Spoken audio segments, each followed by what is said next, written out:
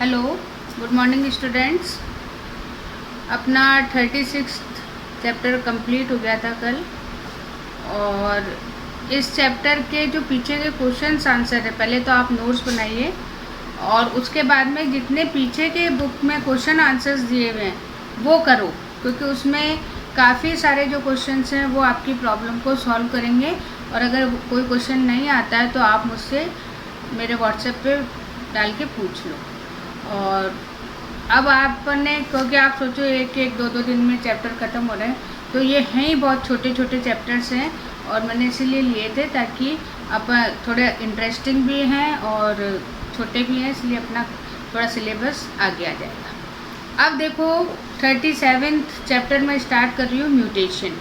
ठीक है, उत्परिवर्तन या म्यूटेशन, इसका मीनिंग आपने 11th में पढ़ा था जब अपन ने जैव विकास या एवोल्यूशन वाले चैप्टर्स पढ़े थे। तो उन चैप्टर्स में म्यूटेशन बहुत आया, और अगर अपन देखें तो जैव विकास या एवोल्यूशन का मेन रीज़न ही क्या है, म्यूटेशन। म्यूटेशन क्या है, अगर अपन वैसे देखें म्यूटेशन का मीनिंग, तो इट इज़ सडन चेंज, एकदम से जो अचानक से जो परिवर्तन होता है, उस परिवर्तन को हम क्या बोलते हैं, म्यूटेशन। और इसके बहुत सारे रीज़न होते हैं। तो अभी तो सिर्फ आपको इतना ध्यान रखना है कि हम में जितने भी चेंजेस आ रहे हैं, या आपने जितनी अभी डिजीज़ या एबनॉर्मलिटीज़ देखी हैं, उनका मेन कारण ही क्या है, म्यूटेशन। अब म्यूटेशन के कारण, जैसे ये जो म्यूटेशन है, जैसे अभी सन इक्लिप्स होता है, तो उस समय जो है सन को नहीं देखना। क्यों नहीं देखना, क्योंकि उसमें से अल्ट्रा वायलेट रेज आती हैं, और ये जो रेज हैं, ये रेज हमारे क्रोमोसोम्स को जो है इफ़ेक्ट कर सकती है। और जितनी जो चेंजेस हैं, उन चेंजेस का जो मेन रीज़न है वो यही है, क्रोमोसोम की स्ट्रक्चर या उसके नंबर का चेंज होना। तो यहाँ पे जो है, अब ये जो म्यूटेशन है, इससे आपको और चीज़ें बहुत ज़्यादा समझ आ जाएगी कि ये सारी डिजीज़ या एबनॉर्मलिटीज़ क्यों होती हैं। अब सबसे पहले देखो, इसका इंट्रोडक्शन है। तो इंट्रोडक्शन में मीनिंग मैंने आपको बता दिया, म्यूटेशन मीन्स सडन चेंज या अचानक परिवर्तन। अब ये जो शब्द है, इस शब्द को सबसे पहले ह्यूगो डी ब्रिज, ये नाम पहले भी आया था, और ये है मेंडल के स्टूडेंट थे जिन्होंने वापस से मेंडलिज्म को डिस्कवर किया था और न्यू मेंडलिज्म दिया था, और उसी के बेस पे मेंडल को नोबेल पुरस्कार मिला था। नोबेल प्राइज़ से वो अवॉर्डेड हुए थे, तो इसी कारण हुए थे। तो उन्होंने जो है म्यूटेशन को, जो वर्ड है, उस वर्ड को डिस्कवर किया, और उन्होंने इवनिंग प्रिमरोज़, ये एक क्या कहना चाहिए, फ्लावर है, इस पर इन्होंने काम किया था। आइनोथेरा लेमार्कियाना, ये इसका बॉटनिकल नेम है। तो इस पे इन्होंने काम किया था, और काम करके फिर इन्होंने डिस्कवर किया कि जो क्रोमोसोम्स हैं, उन क्रोमोसोम की स्ट्रक्चर या नंबर चेंज होने पर इनमें चेंजेज आते हैं, और इसका मेन रीज़न क्या है, म्यूटेशन। अब यहाँ पर देखो, हालांकि थोड़ा सा यहाँ से रिलेटेड नहीं है, लेकिन फिर भी अपन उसको आपको बता सकते हैं कि जो सेकेंड वर्ल्ड वॉर हुआ था, और उसमें जो है एटम बम वगैरह यूज़ किए गए थे, और उनमें जो रेज़ निकली थी, उन रेज़ के कारण आज भी जो है वहाँ पर जो हिरोशिमा वगैरह में है, आज भी म्यूटेशन के कारण वहाँ के जो बच्चे हैं वो हैंडीकैप, उनमें जो है मसल्स जो है वो अच्छी तरह से आज भी कॉन्ट्रैक्ट नहीं हो पाती है, इसलिए उनमें पोलियो या वो हैंडीकैप्ड बच्चे आज भी वहाँ पैदा हो रहे हैं। और उसका मेन कारण क्या था, ये म्यूटेशन। उनसे ऐसी रेज निकली जिनसे उनका क्रोमोसोमल जो चेंज है वो हो गया। और वैसे भी अगर आप देखो तो जब ये ग्रहण या क्लिप्स वगैरह होते हैं, तब प्रेग्नेंट लेडी को स्पेशली कहा जाता है कि वो बाहर ना निकले। वो उसका मेन कारण ये होता है कि वो जो रेज़ हैं, वो रेज़ उस बन रहे बच्चे पे या एम्ब्रियो पर ऐसा कोई फ़र्क ना डाल दें जिससे कि उसके क्रोमोसोम में कोई चेंज हो जाए। तो ये है। और अगर आपने गांव वगैरह में देखा होगा, तो ऐसे समय में जो है पेट के ऊपर मिट्टी का लेप या इस तरह से गेरू वगैरह का लेप कर देते हैं, तो वो भी एक तरह से क्या है कि बाहर की जो रेडिएशन है, वो रेडिएशन उस एम्ब्रियो तक नहीं पहुँचे। इसलिए जो है ये म्यूटेशन एक बहुत आप उसको डेडली कह सकते हो, कभी मान लो जो 5% इसका फ़ायदा भी है। फ़ायदा ये है कि इससे न्यू स्पीसीज डेवलप होती हैं और यही जो है एवोल्यूशन का मेन कारण है। लेकिन 95% ये हमेशा हानिकारक या हार्म ही देता है। तो ये इसका इंट्रोडक्शन हो गया। अब यहाँ पे जो म्यूटेशन है इसके टाइप्स हैं। टाइप्स में हमारे पास में 2 टाइप्स हैं। एक तो है जीन म्यूटेशन और एक है क्रोमोसोम म्यूटेशन। तो जीन म्यूटेशन में क्या है, जीन भी क्रोमोसोम का ही पार्ट है, लेकिन आप इसको कह सकते हो कि जब क्रोमोसोम में छोटा चेंज हो तो वो जीन म्यूटेशन है, और जब बड़ा चेंज होता है, नंबर ही चेंज हो जाता है पूरा क्रोमोसोम का, बढ़ गया या घट गया, तो वहाँ पे आपका क्या आ जाएगा, क्रोमोसोमल म्यूटेशन। तो 2 तरीके के हैं। आज अपन जो स्टडी कर रहे हैं वो स्टडी कौन सी कर रहे हैं, जीन म्यूटेशन की।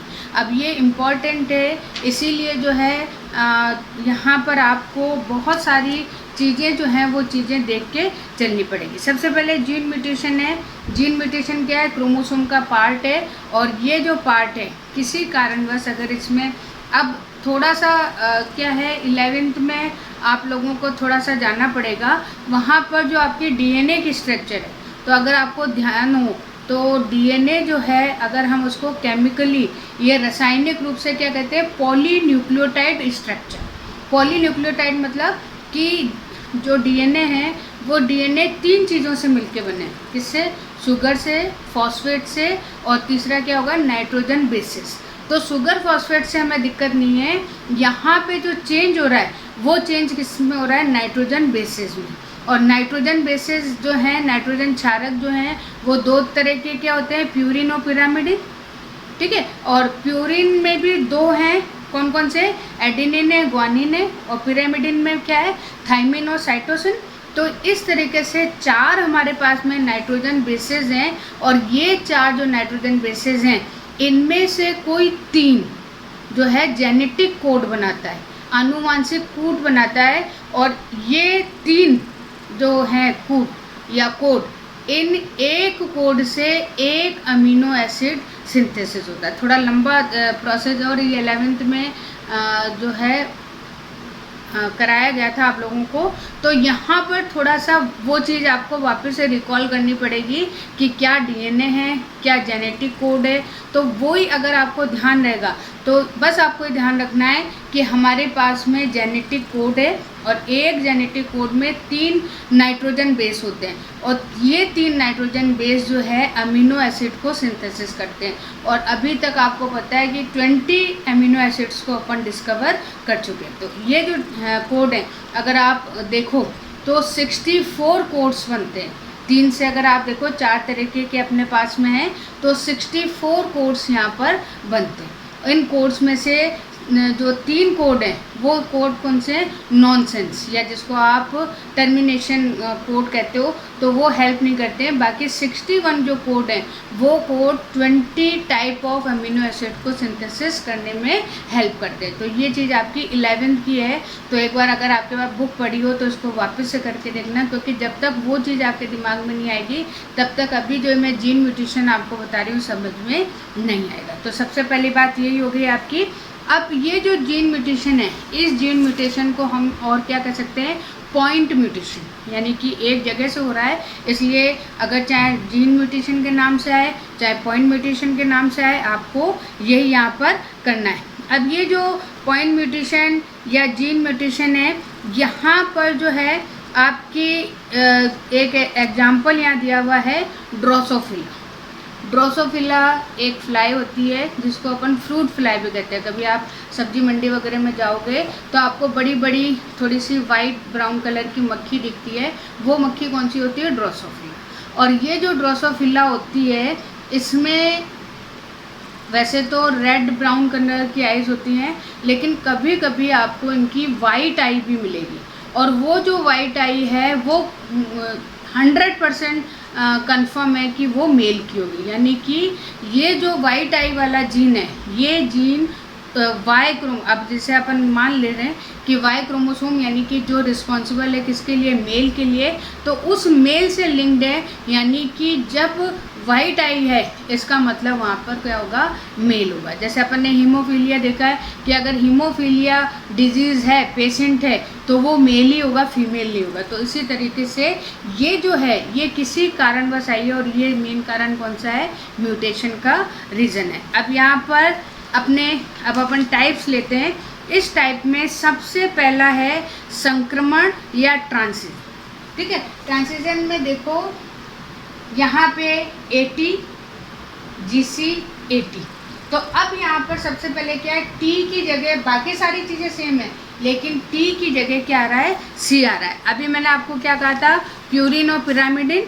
तो प्यूरिन और पिरामिडिन में T और C क्या है, T और C है पिरामिडिन। तो जब किसी एक पिरामिडिन की जगह दूसरा पिरामिडिन आ जाए तो उसे अपन क्या बोलते हैं, ट्रांसिशन। ध्यान रखना, एक पिरामिडिन की जगह पिरामिडिन आएगा, प्यूरिन की जगह प्यूरिन आएगा, क्योंकि अभी जो दूसरा वाला है उस दूसरे वाले में यहाँ पे चेंज है। तो यहाँ पे A की जगह T की जगह C आ गया, या C की जगह T आ गया, तो ये इसमें प्यूरिन से प्यूरिन बदला है। जबकि जो ट्रांसवर्सन है उसमें आप देखो C की जगह A आ गया। C क्या है, C है पिरामिडिन, और A हमारा क्या है, प्यूरिन। तो यहाँ पे पिरामिडिन की जगह क्या आ गया, प्यूरिन आ गया। तो ये जो है दोनों में चेंज है, हालांकि इसमें भी एक ही वो कोड चेंज हो रहा है, लेकिन यहाँ पिरामिडिन से पिरामिडिन है, जबकि यहाँ पर क्या है, पिरामिडिन से प्यूरिन चेंज हो रहा है। तो ये दूसरा हो गया। फिर तीसरा है फ्रेम शिफ्ट, ये इम्पॉर्टेंट है। यहाँ पर आप देखो cat cat cat, CAT CAT CAT, ये मैंने इसलिए कॉमन रखे ताकि आपको याद करने में दिक्कत नहीं होगी। अब यहाँ पे जो CAT है उस CAT की जगह CCA, पूरा का पूरा ही जो है कोड ही चेंज हो गया है। तो ये अपना क्या कहलाता है, फ्रेम शिफ्ट। फिर उसके बाद में मिस सेंस जो है ये बहुत इम्पॉर्टेंट है, क्योंकि ये ही रीज़न है किसका, सिकल सेल एनीमिया का। अब यहाँ पे देखो कि GAG ये एक कोड है, और इस कोड से ग्लूटेमिक जो एसिड होता है, अमीनो एसिड, वो सिंथेसिस होता है। लेकिन किसी कारणवश इस A की जगह क्या आ गया, U आ गया, जबकि आना क्या चाहिए, T आना चाहिए। ठीक है, तो यहाँ पे क्या है, GUG आने के कारण यहाँ पर जो सिंथेसिस हुआ किसका हुआ, वैलिन का। और यही कारण है कि ग्लूटेमिक जो एसिड है वो एसिड RBC को राउंड शेप देता है, जबकि वैलिन जो है वो उसकी एरिया को कम कर देता है, और इस वैलिन के कारण उसकी शेप कैसी हो जाती है, सिकल सेल जो है वैसी सिकल जैसी शेप हो जाती है। तो ये देखो कुछ जो है, जैसे सिकल सेल एनीमिया आपके बहुत जगह आ रहा है, तो ये इम्पॉर्टेंट है आपका। तो इसको तो आपको रटना ही है कि ये मान के चलिए कि ग्लूटेमिक की जगह वैलिन एसिड सिंथेसिस हो रहा है, जिससे कि RBC की राउंड शेप किसमें चेंज हो रही है, सिकल सेल। ठीक है, फिर उसके बाद में नॉनसेंस। अभी मैंने आपको बताया था कि हमारे जेनेटिक कोड में 64 कोड में से 3 जो कोड हैं वो कोड हैं नॉनसेंस, यानी कि अगर वो प्रोसेस में आ जाते हैं तो हमारी जो रिएक्शन है प्रोटीन सिंथेसिस की वो क्या हो जाती है, स्टॉप हो जाती है। और वो कोड कौन कौन से हैं, UAA, UAG और UGA। ये 3 कोड हैं जो कोड नॉनसेंस या टर्मिनेशन कोड या स्टॉप कोड, इस तरीके से इनको नाम दिया जाता है। तो यहाँ पे देखो प्रोसेस, फिर मैंने थोड़ा सा सेम कर दिया है, GAA है, GAA, लेकिन इस G की जगह क्या आ गया, UAA। और UAA क्या है, एक स्टॉप कोड या नॉनसेंस कोड है। तो जैसे ही ये एंटर करेगा वैसे ही प्रोसेस हमारी क्या हो जाएगी, स्टॉप हो जाएगी। तो इस तरीके से जो है ये, इसको हम क्या बोल रहे हैं, नॉनसेंस। अब हमारे पास में एक है साइलेंट, जो लास्ट है वो है साइलेंट। साइलेंट मतलब चुपचाप। कई लोग आप होते हैं ना कि साइलेंटली काम कर देते हैं और हमें पता ही नहीं चलता है, क्यों, क्योंकि उसका कोई बैड इफ़ेक्ट हमें नहीं दिख रहा है। चेंज तो उन्होंने किया है लेकिन कोई हमें बैड इफ़ेक्ट नहीं मिल रहा है, तो उस वजह से जो है ऐसे चेंजेस को हम क्या बोलते हैं, साइलेंट चेंज। अब साइलेंट चेंज में आप देखो क्या है, GAA और GAG, ठीक है ना, यानी कि A की जगह क्या आ गया, G आ गया।